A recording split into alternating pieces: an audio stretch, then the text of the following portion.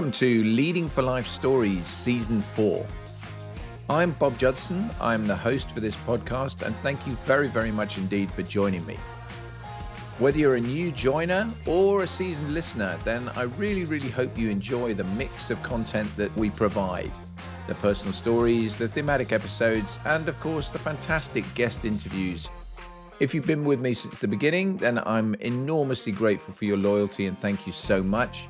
If you're relatively new to the show, then I really hope you like it, and I hope you find all of it interesting and some of it hopefully useful to you. Please subscribe on whichever channel it is you're using, whether it's YouTube, whether it's a podcast platform. That really helps us boost the show and get it over the hills on the algorithms. So if you can do that for me, I would be enormously grateful. But without further ado, let's go. Welcome back, everyone. This week I thought I'd do another personal story, and as I sort of alluded to a while ago, having got kind of chronologically to the end of my journey, as it were, almost to where I am now with what I do, it's about time to loop back on my personal stories and do some others that were related to things that have gone on in the past, and some of those are kind of through career and picking up on particular things that I think you'll find interesting, that I certainly found interesting at the time and still do. And the first one of those I thought I'd talk about is the subject of aerobatics. So looping back seems quite appropriate as a term to go and do that. Why aerobatics? Well, it's an interesting topic. I think most people are pretty fascinated by airplanes doing stunts and bunts and all those sorts of things. And it's been one of those things that through my career has, particularly my flying career, has always interested me. I've always enjoyed it, and I thought it was therefore worth a short episode to talk a little bit about some of the stuff behind it, explain a bit about what actually goes on, particularly for those who are perhaps slightly less familiar. So if you're a former RAF pilot or even a current RAF pilot listening to this, or an aerobatics champion listening to this, you might find some of this a bit motherhood and apple pie. But I hope it'll give you some kind of view that you wouldn't normally have on a topic that I think is generally pretty interesting to a lot of the public. So in starting this, I thought, okay, so what are aerobatics? I thought I'd better actually give you some kind of definition, really, to do that. And I looked it up, and good old AI these days generates something almost immediately when you go and search for it. And it comes up with aerobatics refers to the performance of deliberate, spectacular, and non-standard flight maneuvers such as loops, rolls, and spins. It's practiced for sport, competitive entertainment, military pilot training, and enhancing overall flight safety. So there you go. And I think actually that's a pretty good definition and a pretty good explanation of why we do them, which was probably the other topic I thought I ought to cover. It's very easy to turn around and say, well, why do that stuff? I mean, why do you need to do it? It sounds a little bit dangerous. It's is it really necessary to do it? Why do people do it in either the civilian world or the military world? And there are definitely a couple of reasons for doing it. The first one is handling and getting the aircraft to its limits, which as a military pilot is very important because you need to know where the limits are on your airplane and how to handle it at those limits and be able to perform it at those limits. Particularly a fast jet fighter type aircraft, you want to be able to turn around and explore the corners of the flight envelope, because come the day when you actually need to do that in kind of a combat environment, you don't want that to be the first time. So aerobatic maneuvers have a role in doing all of that to give you an idea about spatial awareness, to sort yourself out in terms of being able to get the G tolerance in high performance airplanes. I'll come back to that fact a little bit later. But this whole expansion and exploration of the flight envelope is not something to be trifling with, to be honest. It really is an important feature of learning how to operate an airplane to its limits, because you don't want to just be super safe all the time in military airplanes. You need to be understanding where you can get to and how the airplane will perform at its extremes in terms of attitude, in terms of G, in terms of engine performance. All those kind of things are really important in this game. So that's one of the reasons we do it. The other one is obviously it is a great way to showcase the airplane, and that's true for all types of different airplanes. And so that's why you see it an awful lot at air shows. People will do aerobatic shows at air shows, and a lot of those obviously are civilian pilots who are doing that. And Actually, for them, it's a great opportunity to do it as well because it is a competitive sport. I mean, there are people who do this absolutely for competitions to produce the best aerobatic sequences, and they're judged and assessed on how they actually do. And again, that's taking any sport, anything that flying in that particular case, civilian flying, take it to its next level, and basically the limits that you can actually get to. And so that's another reason why people do it. And it's very important if you're in the military, for example, to be present in front of the public. The public needs to see the military a little bit. It's no good as being too distant. And air shows are a good way of doing that. They've been that since time immemorial, really, in terms of aviation. It's always been a fascination for a lot of people in the public domain to actually go and watch military air shows, and and that's the same today. Sadly, it's becoming more difficult for all sorts of reasons. I mean, there are accidents that have caused more restrictions to be brought into play for all sorts of good reasons. Cost of aircraft availability, so sheer numbers of airplanes and availability of airplanes to turn around and go and dedicate to doing this sort of stuff has made it more difficult. But it is nonetheless a really important feature. And certainly in the Air Force, then the flying training element of doing arrows is really key. It's the first thing you actually did a check ride on in basic flying training, was a thing called the spin arrows check. So you actually went and basically did the handling to do lots of aerobatics and put those together in a sequence. I'll come back to that again in a second. But you needed to do that because you needed to show to the instructor community that you were actually getting to grips with the airplane. You weren't just getting airborne, flying around straight and level, coming back and landing it. And a lot of flying club type aircraft that you see flying around on normal weekends, for example, I mean, they're not aerobatic airplanes. They don't ever go and do this sort of stuff. They don't turn upside down and throw it around because the systems in the aircraft and the G limits in the aircraft won't allow you to do that. So for a lot of private pilots, aerobatics are pretty unusual. But certainly for military pilots, they're really, really important. And we did it a lot. And my I suppose my initial enthusiasm for it started even before that. I always love roller coasters. I love those kind of things. I find them really exciting, really enjoyable to go and ride. So it's terrific fun. And from that came a keen interest in doing more of it, I suppose. Then in the air cadets, we used to go flying in air experience flights in those days in a Chipmunk aircraft, and you'll be flying with an experienced guy in the front. You'll be suddenly sitting in the back as the air cadet, and very often, particularly if it wasn't your first flight, then they would ask you, "Do you want to do some aerobatics?" And for me, that was always a great joy, to actually go and again throw the airplane around. You don't want to do it necessarily for someone who's on their very first trip because it can be a bit shocking if they're at all prone to air sickness and those sorts of things. Then no, that's not a great way to do it. So knowing that you've got the stomach for it is also an important element. But the ultimate art form, I suppose, that people see and talk about and know about, and pretty much if you ask anybody about the Royal Air Force and what's one thing you know about the Royal Air Force, they're likely to mention pretty early on in that conversation the red arrows. And the red arrows take formation and aerobatics and they put them together in a very, very highly choreographed and spectacular display, which is amazing. There's no question about it. It's a fantastic thing to see. It's a fantastic thing to be in. And again, I'll come back to flying with the red arrows in a little while, because it really does showcase the very best of military pilots and what they do. But the actual pure skill involved is basic stuff. Flying in formation, sticking close to other airplanes in relatively extreme attitudes is not an unusual thing for any military fast jet pilot. Taking it to the real extreme of doing full-on aerobatics in close formation, and a big formation at that, is another level. And that's why it's a very specialist thing that they go and do, and they do it for a lengthy period of time, and they're very specially selected to go and do it. But it is essentially a skill that pretty much any frontline operational RAF pilot in the fighter world could do, no question. Whether you've got the attitude, the temperament, and the sort of team dynamics to fit in the team, that's a whole different thing.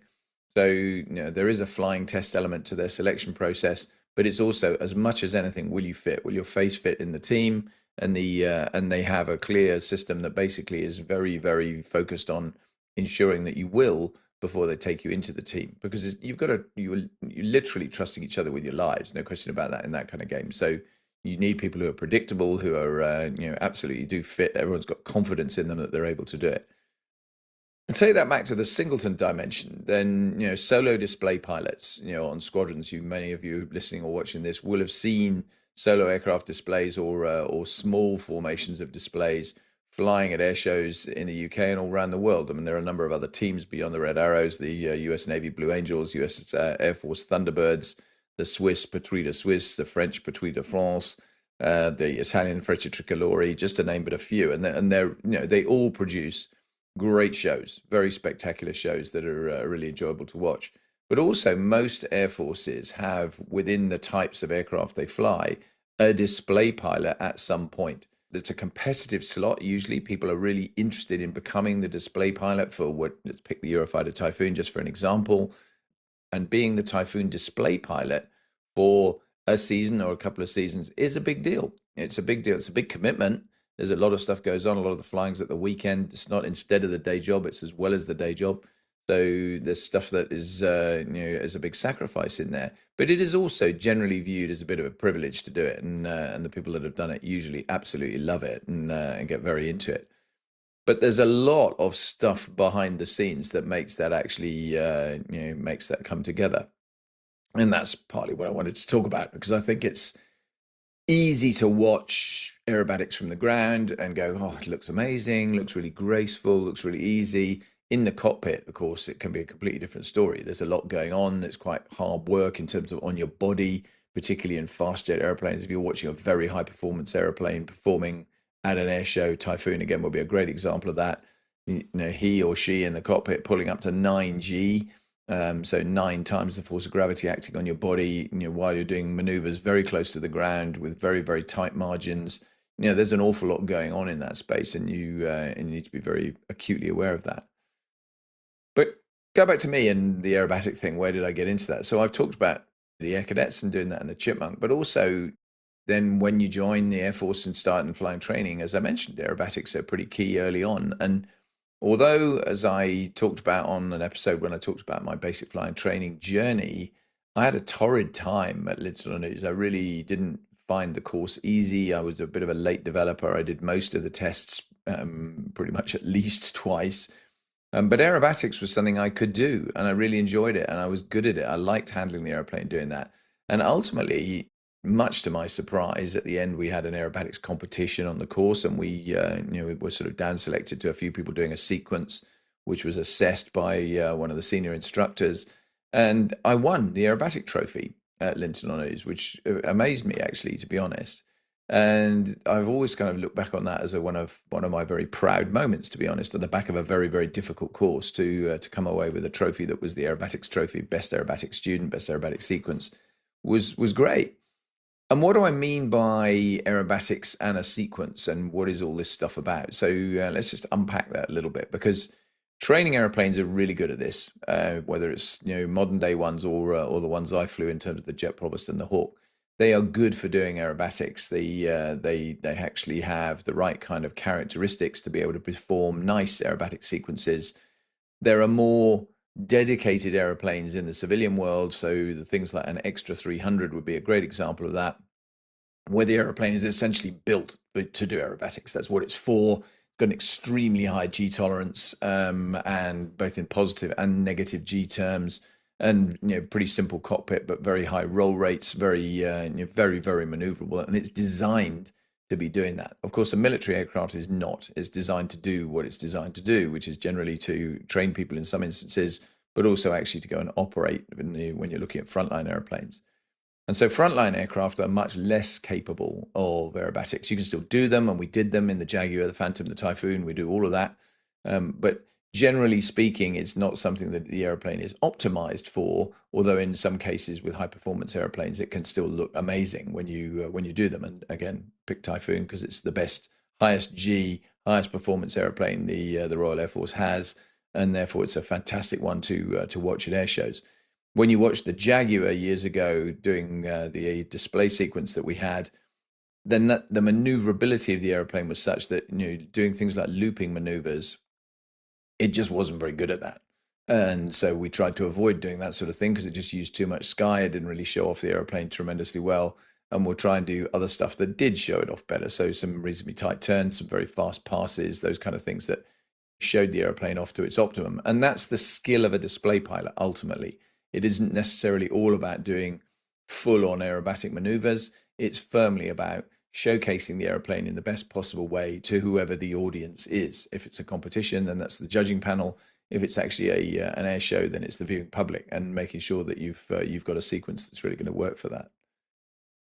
Looking at the kind of nuts and bolts of it, though, what can you put into this? What do I mean by when I talk about aerobatics? I mean, essentially, everyone talks about loops, and a loop is straightforward. It's a loop. You start at the bottom of it, you pull up through as pure a turn as you can in the vertical.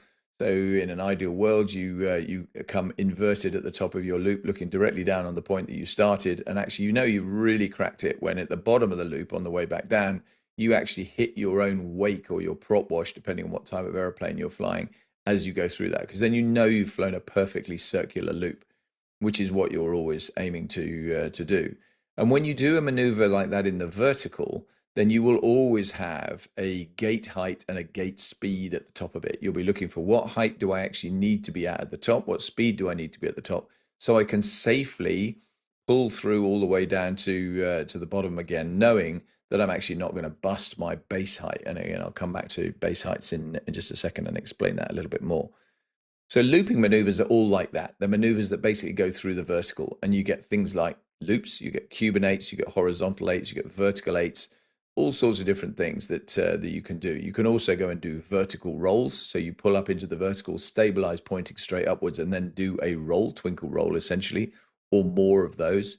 You can do a thing called a roll off the top, which is you pull up in a loop, you get to the top where you're upside down, and instead of carrying on the pull through, you can actually just roll out and then be at height ready for your next maneuver to come back down again. And it's one of the things you can do and always have to have in mind. If your gate height and gate speed are not right, what's my exit maneuver? How do I actually extricate myself from this safely in a way that actually is not endangering myself or anybody on the ground, and being again ready to either restart the sequence or reset depending on what you're actually doing. But that's the looping world. The looping world is the most demanding in some ways because it's the most dangerous in terms of you're often pulling back through from an inverted or near inverted position back down towards the ground, and and obviously that's going to use the most airspace, put the most demand on the airplane. So they're the ones that require probably traditionally the most care.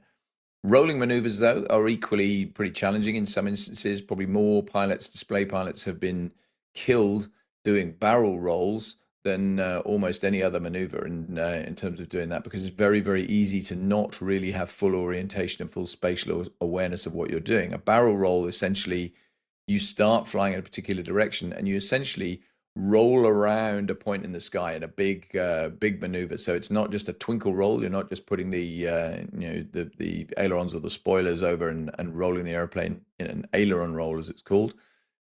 You are actually deliberately rolling. If you're watching on video now, you'll see me making a circular motion around a point.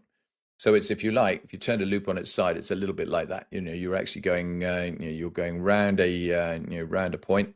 Instead of going round the loop with your aeroplane, where you're actually turning the airplane upside down, you're turning upside down at the top of the loop, but in a rolling motion. So it's almost like a corkscrew, I suppose, in terms of the flight path that the aircraft is taking as you go along it.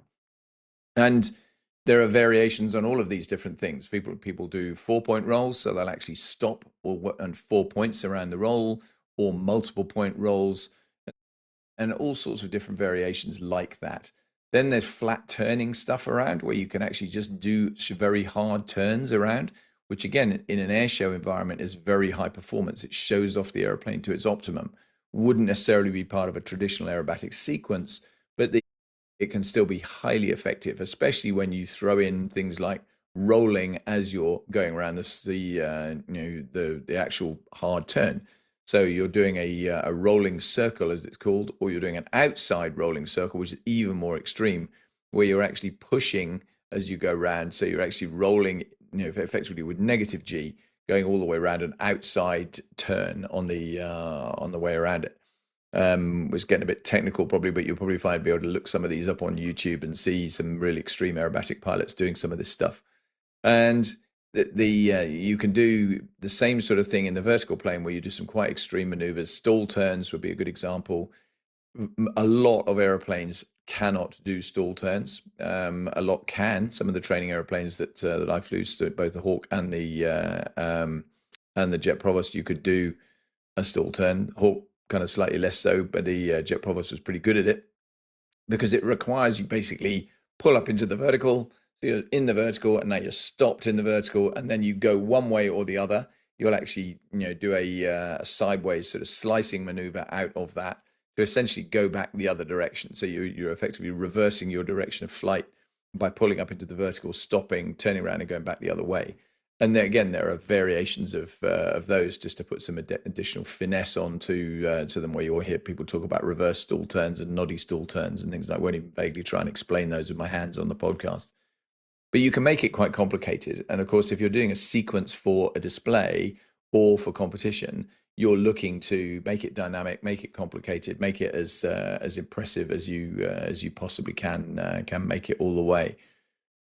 And you string those maneuvers together in a sequence, and you work on a display line. So typically, obviously, and you'll see this at an air show, very often the line is the coast or a line off the coast, away from the crowd, and or an airfield where the runway is very often the display line. And so you've got a nice line feature that you can do your maneuvers along. So if you're doing a looping maneuver, for example, you fly along the runway, you pull up into the vertical. When you're at the top of your loop, upside down, looking down, you should be directly over the runway. And then when you pull back down again, you're coming through, you're flying directly down the runway on the exit from the loop, etc. So you'll always have that kind of container that you're trying to put your aerobatic sequence into, and then you'll build a series of maneuvers together to optimize the appearance of your overall sequence, to put the right demand on the airplane, the right blend of maneuvers, looping maneuvers, rolling maneuvers, turning maneuvers, etc. And keeping a mix of simplicity and complexity, I suppose, in there as well to try and make it work to best effect. In that definition at the beginning, it mentions spins. Now, most military airplanes don't spin at all deliberately. They will be spun by test pilots when they're in the development stage, and just to get the ultimate extreme out of control maneuver. And now can we recover it? There are a few very high performance aircraft where they will actually spin them in terms of military jets and so on, but it's pretty unusual. Training airplanes, we would absolutely spin it. So the Jet Provost and the Hawk, we would do it, but never in an aerobatic sequence, because essentially it is pretty much an out of control maneuver that you then have a specified recovery technique to get out of. What you will see is when you watch those dedicated aerobatic airplanes I was talking about, so the Extra 300 would be a great example, and RV-8 would probably be another good example, then you'll see them do deliberate spins in airshow mode. And that's an amazing thing to watch because they have very high performance characteristics. They can get away with that. They can do some maneuvers that frankly are not normal for normal aircraft types. So you don't tend to see that. But what you will see is aircraft all the time operating pretty close to the G limit for the airplane. And every aircraft has a positive G limit and a negative G limit. So positive G is where you're pulling and you're feeling the weight of gravity pushing your blood down from your head down into your feet. Negative, it's completely the opposite. You're pushing generally, and the blood is coming up to your head instead of going down from your head. Negative, very much more uncomfortable than the positive, and most aeroplanes have a significantly lower negative G limit than a positive one, not least for things like fuel starvation reasons, feeding the engines, etc., where most jet aircraft, for sure, will have a limit on the amount of inverted flight they can do before the engine will start protesting because it actually hasn't got fuel coming to it in the right quantities. Piston engine aircraft, again, dedicated aerobatic aircraft, much higher limits for some of these things and can tolerate it a lot better. But G limits are really important because, again, you're trying to handle to the limit pretty much, but you don't want to go beyond it. So you'll have a normal limit for every aeroplane, and you'll have a thing called a never exceed limit, which is pretty obvious. Don't exceed it. That's the structural limit of the airplane. You go beyond the never exceed limit, you are going to damage, or almost certainly going to damage, the airframe. So, it was one of the things in normal flight operations. We would always be very aware of what the G limits were for particular configurations. In a display, you would typically fly an aircraft with the nicest, easiest configuration that you could. So you wouldn't have lots of external stores and things like that, because they just detract from the display. They will reduce your maneuverability and performance, and probably reduce your G limit as well in a lot of airplanes.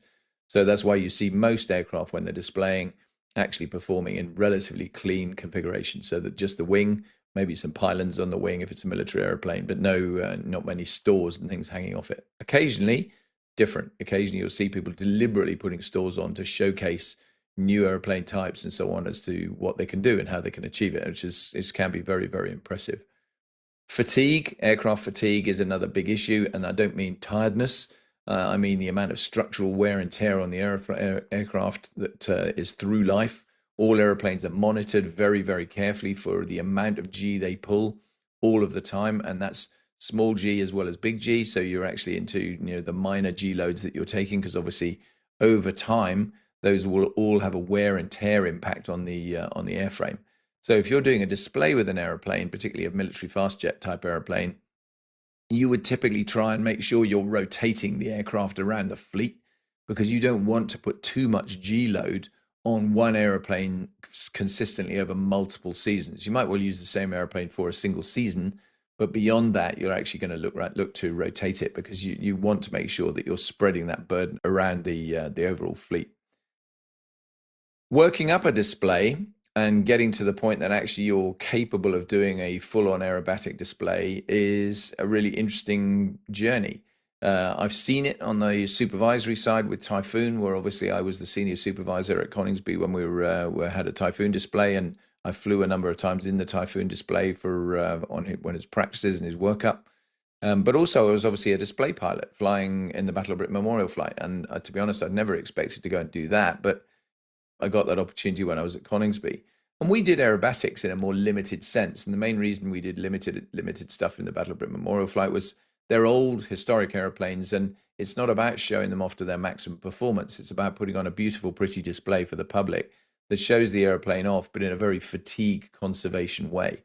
So we would minimize the amount of fatigue we're putting on the airframe, both in the engine, in terms of performance. We didn't max power the engines, and we also didn't put anything more than 3G on them. Typically, the airplane was much more capable of a lot more than that. But it just wears out the life, and we want those airplanes to go on for as long as possible. So that's why we didn't do that. But in the Typhoon, totally the opposite. You're looking to max perform the airplane to show it off to its absolute potential. And so the physical demand on the pilot doing that was quite significant. I mentioned before base heights and heights that you're operating to. The base height is the lowest height that you are cleared to for that particular display. So for a normal pilot flying a normal military type display, as a student, probably you're going to have a base height of around 10,000 feet. As an operational pilot, you'd usually have a cleared base height down at about 5,000 feet. As a display pilot, you will work down from that normal height down to all the way down, usually to a base height of 500 feet for aerobatic maneuvers and as low as 100 feet for high-speed flypasts. There's a very big difference in there between 5,000 feet and 500 feet for your aerobatics. So you're talking about doing full aerobatic maneuvers down to very close to the ground.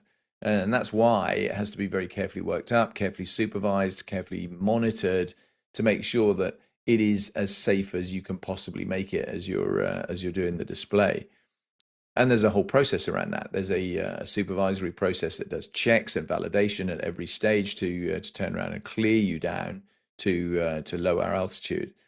Very interesting on the Battle of Britain Memorial flight, because we didn't have the hours on the airplanes available to turn around and do long, convoluted workups. So we were all very experienced pilots when we started flying on those airplanes, but we'd never flown that type of aircraft before. But what you typically did, and remember vividly my first Hurricane sortie, you go off and you obviously do some circuits and get used to landing it and handling it and doing the basics of handling in terms of taking it to the stall limits and things as well. But actually, you then go and practice your sequence, and you practice your sequence at at altitude.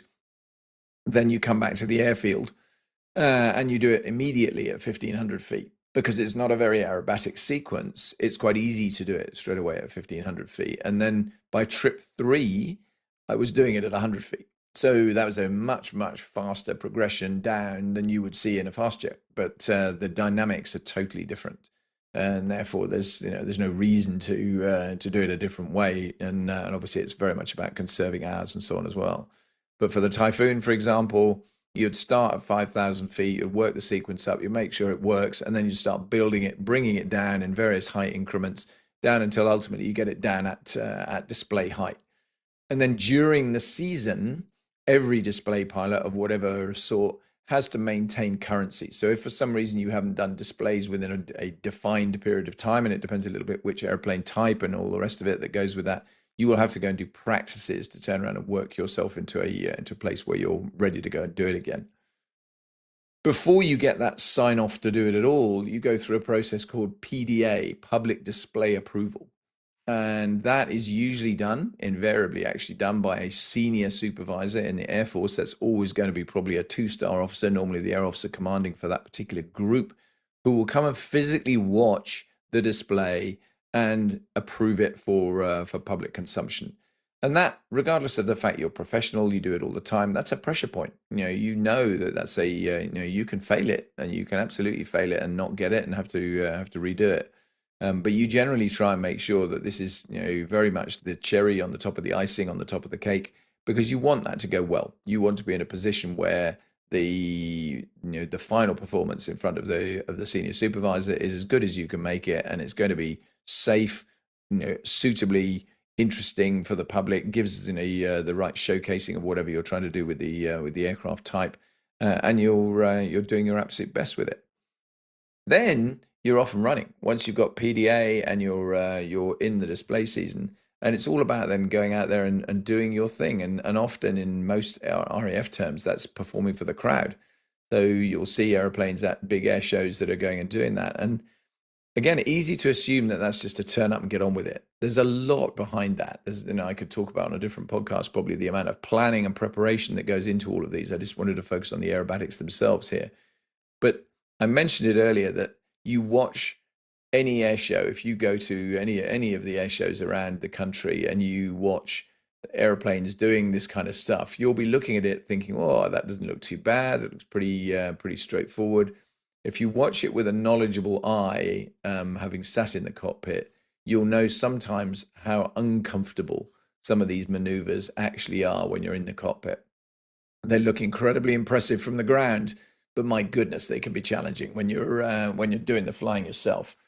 The most extreme example for me of that, I was privileged to fly with the Royal Jordanian Falcons, and they do fly extra 300s, so dedicated aerobatic airplanes. They have a G limit of +10, -10, and we flew a display sequence at Coldershall. I flew with their solo pilot, so he's the one that does the most extreme maneuvers. And we got out at the end, and we had pulled +10 and pushed -6. And for those of you that fly, you'll know that's pretty demanding, especially when you're sat there in the airplane with no G suit, and you're doing some maneuvers where you're pulling quite sustained G doing that, because the airplane will do it. And I have to say that was mind bending as an exercise to sit in there and watch that. I've also been lucky enough to fly 4 times with the Red Arrows and watch what they do on an in-season practice for their full-up display, where I was flying with the synchro leader. So doing the opposition maneuvers that they do as a synchro pair. But I've also flown in the main formation and in various different positions there when they were in workup training. And again, just seeing the insight into the level of skill, the level of debriefing, the level of attention that goes into absolutely perfecting it, on top of the basic assumption that you can go and do these maneuvers well. And that's a really, really great thing to be part of. As well as just the getting on and doing it, there's things that get in the way. The weather is a classic example, and you'll often see at air shows pilots being more limited in what they can do. They'll do either so-called rolling displays or flat displays, where they can't get the altitude to actually turn around and do their full display, because they can't obviously be in cloud at the top of their maneuvers. The visibility is also very, very important to have a good horizon to be able to operate as well, and all of that is a critical enabler to make sure that you can do this stuff really, really safely. And I guess the conclusion probably to what I wanted to say today is when you actually get the chance to put this stuff into practice and go and do, even in a limited way, aerobatics in front of the public, as I did with the Battlebrit Memorial Flight, it was an enormously proud moment. You're doing a victory roll in a Spitfire in front of a crowd of a couple of 100,000 at the Royal International Air 2, for example. That's a really, really special day when you're flying along the display line and you've got that huge crowd of people watching what you do. Adds a little frisson to the pressure, but boy, does all that practice pay off at that point. I'll stop there because I think I could go on a bit for all sorts of other stuff in the technicalities of this. But I hope it's been interesting and that you found you've learned something. Maybe if you're not an expert on all of this, but next time if you're a non-expert watching an air show and you're watching the members of the Air Force or any other organization going and doing this stuff, just have a thought for the fact that actually it's not quite as straightforward as perhaps it looks from the ground. Thanks very much indeed. I'll be back again with another episode soon, but all the very best. Bye now.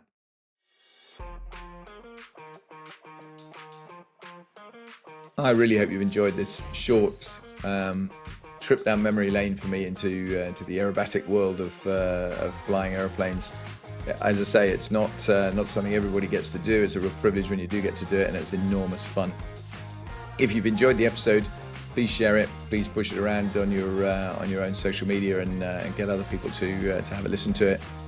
Very happy to talk about more of this sort of stuff if you want me to. So please give me some feedback one way or the other on all of that. Which maybe never do it again. Thanks, Bob. But whichever, I'll take the feedback with good grace. If you find the episodes valuable, you really do find it interesting, then often this one is probably just of interest rather than value in terms of the lessons I'm offering you. But do think about that financial support to the podcast, because that will make a really, really big difference to me. Be a supporter of our Patreon, and you can become either a supporter, a champion, or a patron of the show. So you'll find the links to that in the show notes for this, whichever podcast platform you're listening on, or YouTube if you're watching it, and that would be great. But either way, delighted to have you here. Back again very soon. Speak soon. Bye for now.